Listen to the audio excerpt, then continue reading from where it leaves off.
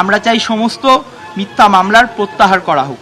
চাই ব্রাত্য বসু, ওম প্রকাশ মিশ্র সহ যে টিএমসিপির গুন্ডারা ছাত্রদের আক্রমণ করেছিল তাদের বিরুদ্ধে মামলা করুক বিশ্ববিদ্যালয়। ক্যাম্পাসের নিরাপত্তার দায়িত্বে থাকা রেজিস্ট্রার কি করছেন? পাম্প চালিয়ে উঠছে বিল।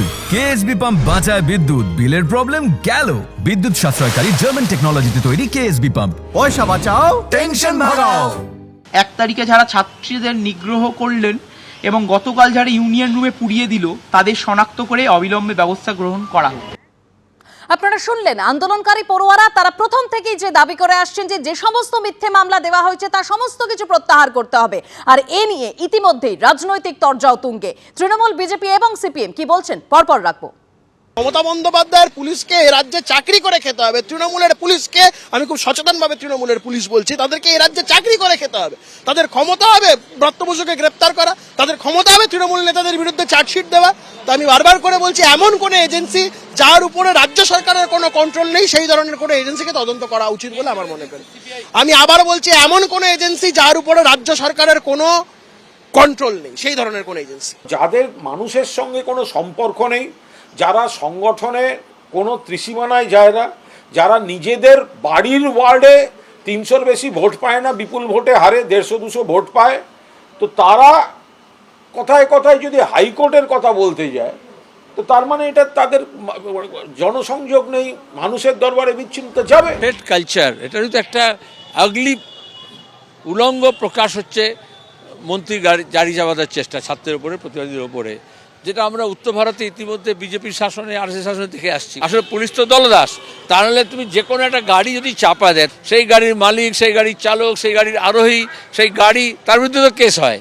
এখানে দেখা যাচ্ছে যে ছবিকে পোস্ট করেছে তার বিরুদ্ধে কেস করছে। আহত পড়ুয়া ইন্দ্রানুজ রায়ের বাবা তার প্রতিক্রিয়া যে পুলিশ তাদের কাজ করছে এটাই স্বাভাবিক, আমরা চাই না কোনো অপ্রীতিকর ঘটনা ঘটুক। প্রতিক্রিয়া যাদবপুর কাণ্ডে জখম ছাত্র ইন্দ্রানুজ রায়ের বাবা, শুনুন কি বলেছেন তিনি। পুলিশের কাজ করছে, ওটা তাদের রুটিন কাজ করছে, সেটা করুন, তারা তার কাজ করবেন, এটাই তো স্বাভাবিক, সেটা করুন।